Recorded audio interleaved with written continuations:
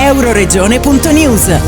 San Giuliano, cultura, riconoscere storia e identità. Il ministro della cultura Gennaro Sangiuliano, anticipando i tempi che si prevedevano più lunghi per una sua presenza sul territorio, ha voluto far visita a Nova Gorica, incontrandosi con il suo omologo sloveno a Gorizia e ad Aquileia. Tra le dichiarazioni del ministro Sangiuliano, il sostegno a Go 2025, l'intenzione di ampliare le risorse economiche alla fondazione di Aquileia, la volontà di una ribalta più ampia per i musei della regione e l'impegno a stilare un cronoprogramma per accrescere il ruolo della cultura in Friuli Venezia Giulia. Ricevendo dal sindaco di Gorizia la riproduzione di tutta la Divina Commedia in un solo foglio, scritta a caratteri microscopici nel 1888 dal tipografo Kosovel, una vera e propria curiosità editoriale, e ricevendo dal governatore del Friuli Venezia Giulia copie delle opere delle prime 3 edizioni del premio letterario del Friuli Venezia Giulia, il ministro Sangiuliano ha parlato di una terra di straordinari intellettuali che seppero fare del loro essere uomini di confine una ricchezza, e che Giuseppe Prezzolini, di cui il ministro ha scritto la biografia, apprezzava come uno dei territori in cui il periodico La Voce, fondato da Prezzolini, era molto diffuso grazie a collaboratori come Gianni Stuparice e Silvio Slataper. Il ministro, pur dicendosi assertore del concetto di cultura nazionale, ha anche detto che essa è un grande fiume con tantissimi affluenti ed è tempo che il Friuli Venezia Giulia sia declinato per la sua cultura al pari delle altre regioni, anche perché può dare tantissimo essendo punto di irradiamento di una cultura italiana ma pronta al dialogo con altre culture, essendo al centro della Mitteleuropa, e Go 2025 sarà grande occasione per questo lascito che si dipanerà nel tempo. Citando ancora Prezzolini, il ministro Sangiuliano ha ricordato che egli pose il tema dell'adeguatezza degli italiani di oggi rispetto al loro grande passato. Ebbene, noi dobbiamo saper cogliere questo grande passato. In questo paese ci sono 2 pilastri, ha detto il ministro, che sono la capacità di trasformare i prodotti con il genio italiano d'impresa e la cultura, che è il riconoscimento di stratificati tratti storici ed identitari di questo paese, un unicum nella storia europea. Siamo nel cuore dell'Europa, ha detto il governatore regionale, al confine fra 3 popoli. La nostra ricchezza è la cultura della diversità, rafforzata da una prospettiva economica e logistica che si lega alla posizione stessa della regione. Rivolgendosi al ministro e al governatore, il sindaco di Gorizia ha ripetuto che senza il supporto regionale la candidatura a capitale europea della cultura non sarebbe stata possibile. Stiamo lavorando con gli sloveni per progettare un ruolo internazionale di questo territorio che non sia un ballon d'essai che si esaurisca con il 2025. Tra i fatti concreti che potrebbero aiutare in questo senso, la formazione transfrontaliera di alto profilo e le zone economiche speciali. Ringraziamenti al ministro, dall'assessore alla cultura del Friuli Venezia Giulia e dal presidente del GECT Paolo Petiziol, che ha parlato di Friuli Venezia Giulia come di territorio unico in Europa. Ci stiamo impegnando molto in termini di collaborazione e cooperazione, anche se non siamo grandi venditori, ma impareremo.